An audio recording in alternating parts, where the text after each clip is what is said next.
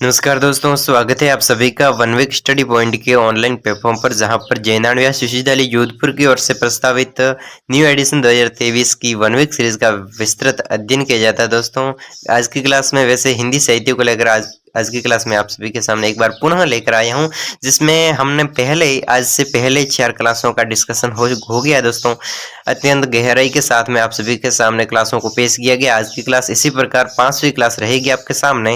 हिंदी साहित्य BA second year के लिए अत्यंत इंपॉर्टेंट सवाल है। दोस्तों, आप चैनल पर पहली बार है तो चैनल को सब्सक्राइब जरूर कर लीजिएगा, और अगर रेगुलर अटेंड कर रहे हैं तो अपने दोस्तों के साथ में शेयर कीजिए। उन दोस्तों के साथ में शेयर कीजिए जो आपकी क्लास में साथ पढ़ते हैं, अपने दोस्त थे और बीए सेकंड ईयर के स्टूडेंट है, उसको शेयर कीजिएगा। दोस्तों, व्हाट्सएप ग्रुप में वैसे स्टूडेंट का ग्रुप है तो आप जरूर शेयर करने की कोशिश में रहिएगा। दोस्तों, आज की क्लास को स्टार्ट करते हैं। अति इंपॉर्टेंट दोहों को आज मैंने 60 का रखा था, अत्यंत इंपॉर्टेंट साखियां थी, उन्हीं को लिया था आज की क्लास में। आज की क्लास में वैसे एक थोड़ा सप्रसंग व्याख्या की दृष्टि से महत्वपूर्ण था, उन्हीं पर मैंने आज की नज़र को रखा है। दोस्तों, अत्यंत इम्पोर्टेंट था मेरे हिसाब से। दोस्तों, अगर आप अपनी खुद की वन वीक सीरीज पढ़ रहे हैं तो आप खुद की वन वीक सीरीज पढ़ने के साथ में ऑनलाइन वन वीक सीरीज पढ़ने का भी प्रयास में रहिए। दोस्तों, क्योंकि अत्यंत इम्पोर्टेंट जो भी सवाल होते हैं मैं वही आपके सामने पेश करने की कोशिश में मैं रहता हूँ। दोस्तों, क्लास को स्टार्ट करते हैं। अति इम्पोर्टेंट होगा मेरे हिसाब से। सेट कर लिया।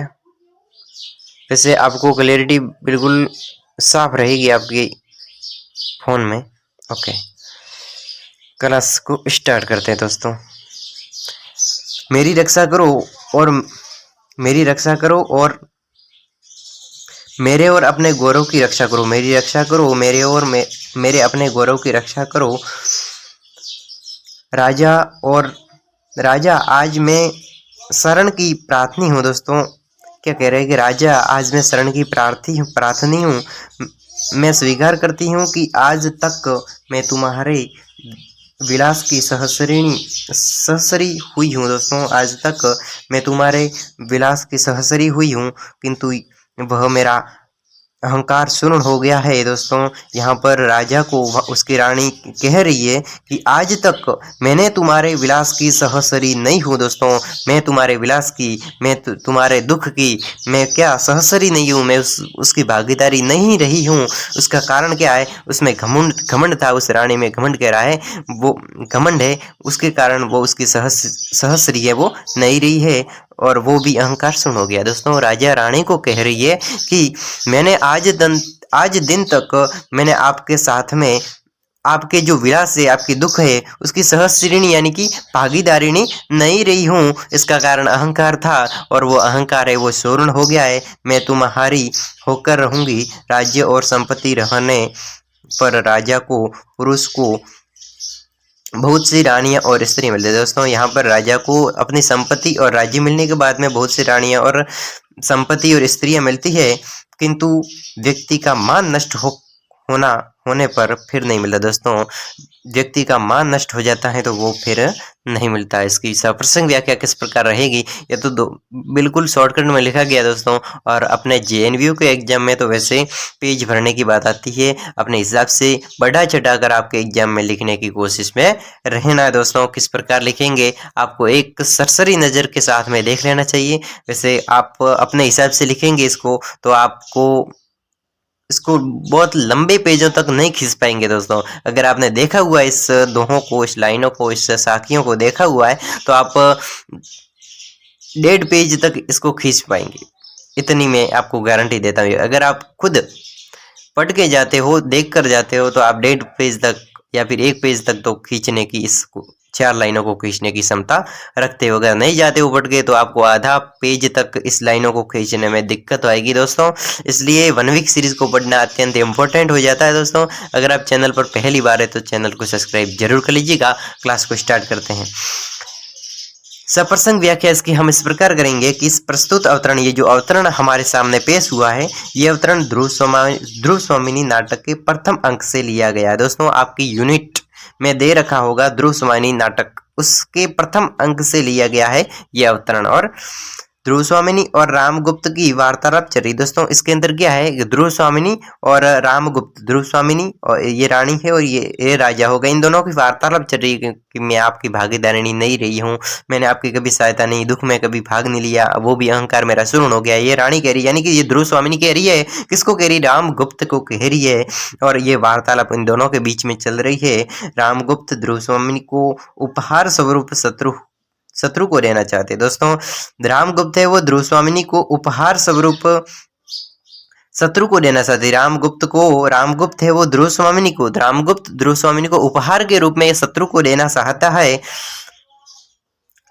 ताकि वह निसंकट अपना राज्य संचालित करता रहे। दोस्तों यहाँ पर रामगुप्त है वो ध्रुव स्वामिनी के लिए शत्रु देना चाहता है, क्योंकि वो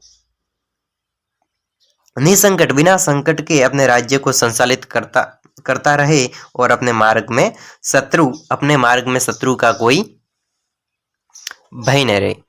ये ध्रुव स्वामिनी एक शत्रु का भय था, और इसको भी अगर शत्रु के जाल में रच दिया जाए, रामगुप्त कह रहे हैं, तो मेरे राज्य संचालन में कोई रुकावट नहीं आएगी, बाधा नहीं आएगी। दोस्तों कोई भय नहीं रही। ध्रुव स्वामिनी इस समाचार को सुनकर आहत हो जाए। दोस्तों ऐसा समाचार सुनकर ध्रुव स्वामिनी वो आहत रह जाती है और रामगुप्त के समक्ष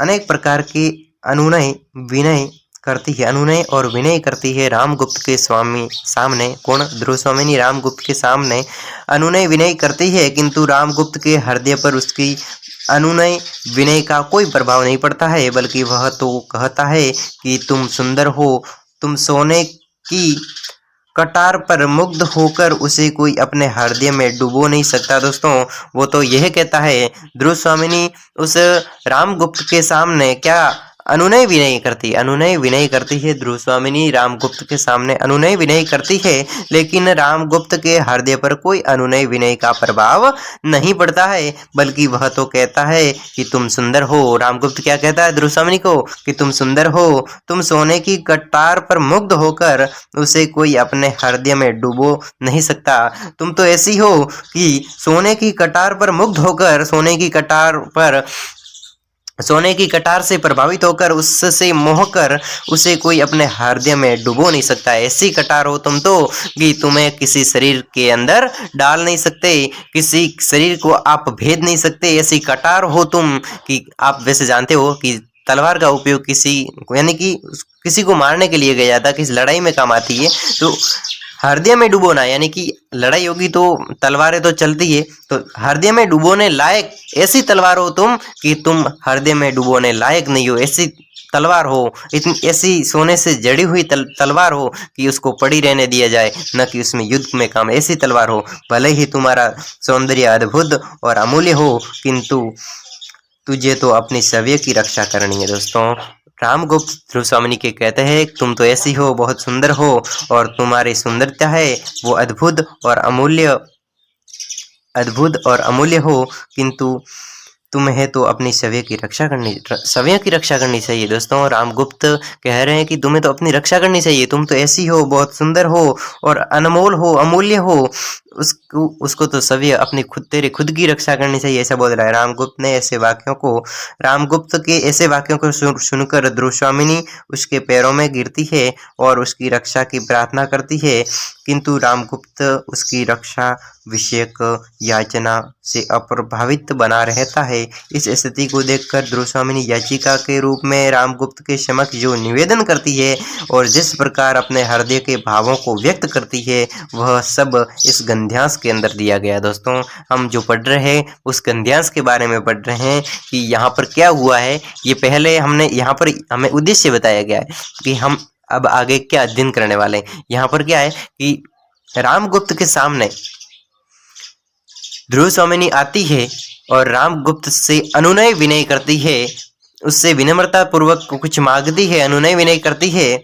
तो रामगुप्त क्या कहता है, तुम तो इतनी सुंदर हो कि जैसे तलवार की तरह हो, सोने की तलवार की तरह हो कि तुम्हें युद्ध में ढाला ही नहीं जा सकता, युद्ध में नहीं ले जाया जा सकता, क्योंकि तुम तो सोने की तलवार हो, तुम्हें खून में करना बिल्कुल गलत बात है। तलवार तो खून में होती है, तुम तो ऐसी तलवार हो कि तुम्हें खून में करना ही बेकार है। इतनी तुम सोने से जड़ी हुई हो, आप तो सुंदर हो, आपको तो खुद की रक्षा करनी चाहिए। तुझे तो खुद की रक्षा करनी चाहिए। ऐसा सुनकर कि खुद की रक्षा करनी चाहिए, तो ऐसा सुनकर ध्रुवसामिनी राम गुप्त के पैरों में पड़ जाती है और कहने लगती है कि तुम मेरी रक्षा करो। तो फिर इस पैरों में गिरने से रामगुप्त के हृदय में कोई परिवर्तन नहीं आया, उसके प्रति कोई दया नहीं आई, ध्रुवसामिनी के प्रति कोई दया नहीं आई और अप्रभावित यानी को कोई दया नहीं आई। और याचिका के रूप में रामगुप्त से जो निवेदन करती है और ध्रुवसामिनी याचिका के रूप में रामगुप्त से निवेदन करती है, वो हम पढ़ेंगे। आप मेरी रक्षा करो, और वो निवेदन किस प्रकार करती है वो हम पढ़ेंगे। ध्रुवसामिनी रामगुप्त के समक्ष अपनी रक्षा की निमित्त याचना करती है। दोस्तों, ध्रुवसामिनी और रामगुप्त के सामने अपनी रक्षा के लिए निमित्त याचना करती है। वह कहती है कि आप सम्राट हैं।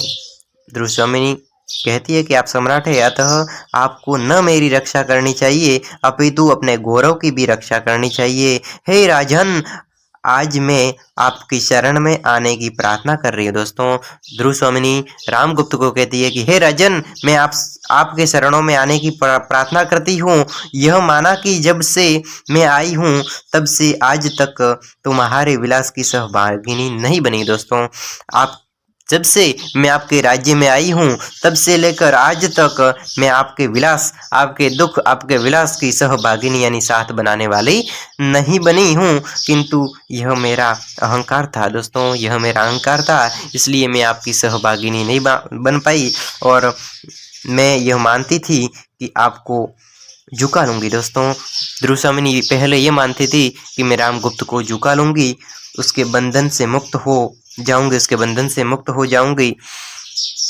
तब अब परिस्थितियां क्षण प्रतिक्षण बदलती जा रही। अब ऐसी परिस्थितियां हो गई जो कि क्षण प्रतिक्षण बदलती जा रही है और इस बदलती हुई परिस्थितियों में मेरा अहंकार नष्ट हो गया है। इस बदलती हुई परिस्थितियों में, पहले की परिस्थितियों में आज की परिस्थितियां बदलती हुई जा रही है और इन परिस्थितियों में मेरा अहंकार नष्ट हो गया है। अब मैंने निश्चित कर लिया है कि मैं इसी क्षण से मैं तुम्हारी बनकर रहूंगी।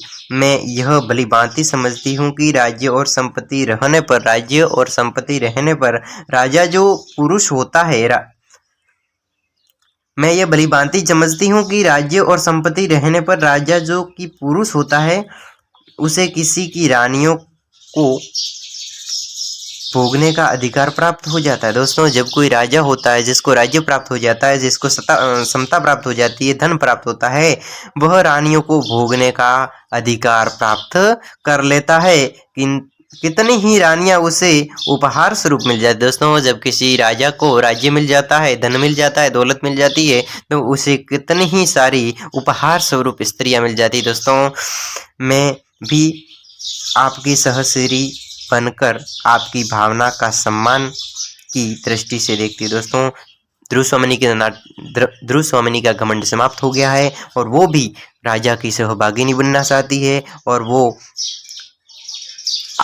उस रामगुप्त की भावना का सम्मान करती हुई उसे देखती है, सम्मान की दृष्टि से देखती है। आपके इच्छा अंगित पर जीवन यापन कर रही हूँ। दोस्तों, रामगुप्त के इच्छानुसार जीवन यापित कर रही हूँ। यदि आप इसके विपरीत मुझे शरण नहीं देंगे।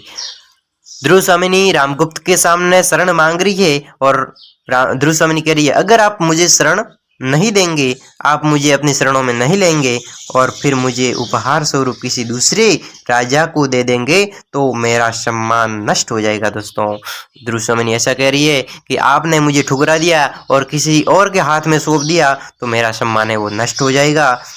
ध्यान देने की बात यह है, यहाँ पर ध्यान देने की बात यह हो रही है कि जब एक बार मान सम्मान और अभिमान नष्ट हो जाता है, जब एक बार मान सम्मान और अभिमान है वो नष्ट हो जाता है, तो वह दोबारा वापस नहीं आता है। ध्रुवसामिनी के कहने का अभिप्राय है इस लाइनों में ध्रुवस्वामिनी का कहने का अभिप्राय ये है, ध्रुवस्वामिनी क्या कर रही है कि जब सम्मान नष्ट हो जाता है, घमंड नष्ट हो जाए तो वापस नहीं आता है। तो यहाँ पर कहने का अभिप्राय ये है, मतलब ये है कि वह अपने स्वाभिमान की रक्षा के लिए उपहार स्वरूप किसी दूसरे राजा के पास नहीं जाना। दोस्तों, वह ध्रुवस्वामिनी है, वो अपने स्वाभिमान, अपने जो आत्म सम्मान है, आत्मा खुद का सम्मान है, वो बचाए रखने के लिए किसी दूसरे पुरुष के साथ में नहीं जाना चाहती।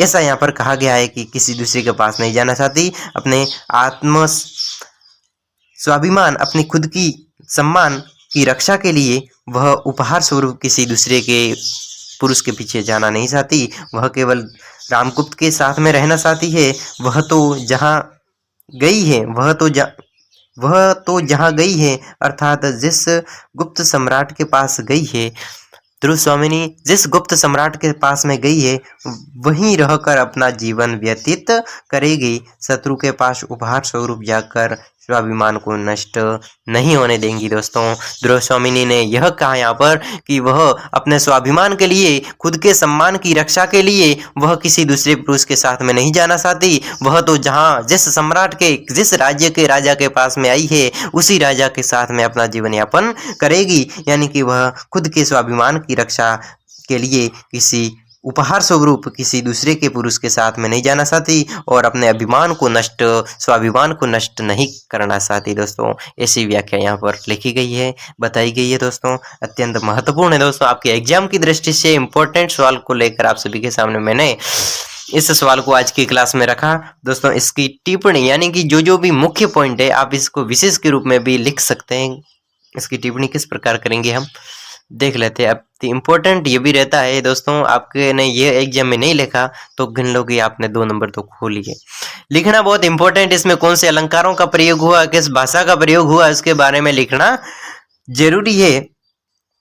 हमने जो लाइनें पढ़ी इस गद्यांश में, हमने गद्यांश पढ़ा, इसकी व्याख्या पढ़ी। इस गद्यांश में ध्रुवस्वामिनी का याचक रूप में अभिव्यक्त हुआ। दोस्तों, हमने जो लाइनें पढ़ी वो रामगुप्त, राजा रामगुप्त के सामने ध्रुवस्वामिनी एक याचिका के रूप में, एक याचक रूप में अभिव्यक्त हुई है, व्यक्त हुई है। किसके सामने? राजा के सामने याचिका के रूप में व्यक्त हुई है, अभिव्यक्त हुई है। वह शरणार्थी बनकर राजा रामगुप्त के समक्ष अपने मनोगत भावों को व्यक्त करने में सफल हुई। दोस्तों, रामगुप्त के सामने वह ध्रुवस्वामिनी है, अपने भावों को व्यक्त करने में और अपनी इच्छा को पूर्ण करने में सफल हुई है। दोस्तों, अगला पॉइंट है, गद्यांश में यह स्पष्ट कर दिया। दोस्तों, हमने जो गद्यांश पढ़ा इसमें यह स्पष्ट हो गया है कि ध्रुवस्वामिनी भले ही गुप्त सम्राट के यहाँ आई हो। दोस्तों, यहाँ पर ध्रुवस्वामिनी भले ही गुप्त सम्राट के यहाँ पर आई हो, किंतु अभी तक उसने रामगुप्त की विलास भावना का सहस्र्य स्वीकार नहीं किया। दोस्तों, यहाँ पर रामगुप्त की विलास भावना है, उसका सहस्र्य स्वीकार नहीं किया है। ध्रुवस्वामिनी की पवित्रता और दृढ़ संकल्प निष्ठता व्यक्त हुई। दोस्तों, यहाँ पर ध्रुवस्वामिनी की दृढ़ निश्चयता और संकल्प निष्ठता बताई गई है, व्यक्त हुई है, क्योंकि ध्रुवस्वामिनी अपने खुद आत्मसम्मान, अपने खुद के सम्मान की रक्षा के लिए किसी दूसरे पुरुष के साथ में नहीं, केवल उसी राजा के साथ में, जिस राजा के पास आई है, उसी के साथ अपना जीवन यापन, यानी कि वो दृढ़ संकल्प ही है। दोस्तों, दृढ़ संकल्प लिए बैठी है कि वह ऐसी पवित्रता नारी है कि वह पवित्रता और दृढ़ संकल्प निष्ठता व्यक्त हुई है। इस लाइनों में ये विशेष बात थी, इसको लिखा है। इस अंश में ध्रुवस्वामिनी का आत्मसमर्पण भी अभिव्यक्त हुआ। दोस्तों, ये अंश हमने पढ़ा है, इसमें ध्रुवस्वामिनी का जो आत्मसमर्पण है वो भी व्यक्त हुआ है और इसे हम उसका बुद्धि चातुर्य भी कह सकते हैं, क्योंकि वह स्वाभिमान की रक्षा के लिए निमित ही इस प्रकार की कथन करती है जो गद्यांश में आया है। दोस्तों, अगला, ध्रुवस्वामिनी के स्वाभिमान और मान सम्मान की भावना के प्रति सार्थकता को गद्यांश के अंतिम भाग में व्यक्त है। उसके मान सम्मान की बात गद्यांश के पीछे लिखी हुई है, यानी कि गद्यांश जहाँ पर पूर्ण हुआ है वहां पर उसके मान सम्मान की बात है वो आई है, स्वाभिमान की रक्षा के लिए आई है। सबसे पीछे लिखा हुआ है, ये बात बताई इसने, सबसे अंत में दर्शाया गया, अंत भाग में अभिव्यक्त दे दिया गया है। इस गंधावतरण में परिदृश्य भाषा का प्रयोग। दोस्तों, कौन सी भाषा मैंने बताया अभी, इसमें कौन सी भाषा का प्रयोग हुआ है? परिष्कृत भाषा का प्रयोग हुआ। कौन सी भाषा? परिष्कृत भाषा का प्रयोग हुआ है। किंतु भावा विभक्ति में इस प्रकार की भाषा कहीं भी कठिन और दुर्लभ नहीं होने पाई है दोस्तों। अत्यंत इंपॉर्टेंट सवाल था दोस्तों आज की क्लास में। अगली क्लास में मिलते हैं इसी प्रकार के अत्यंत महत्वपूर्ण गद्यांश को लेकर दोस्तों। तब तक के लिए अनुमति दीजिए। धन्यवाद दोस्तों। अगर आप चैनल पर पहली बार थे और अंत तक वॉच किया है, अंत तक क्लास में बने रहे, तो चैनल को सब्सक्राइब और अपने दोस्तों के साथ में शेयर करना न भूले दोस्तों। अत्यंत इंपॉर्टेंट क्लास थी। अपने दोस्तों के साथ, अपने साथियों के साथ क्लास को शेयर जरूर कर दीजिए। तब तक के लिए अनुमति दीजिए। धन्यवाद। Good bye.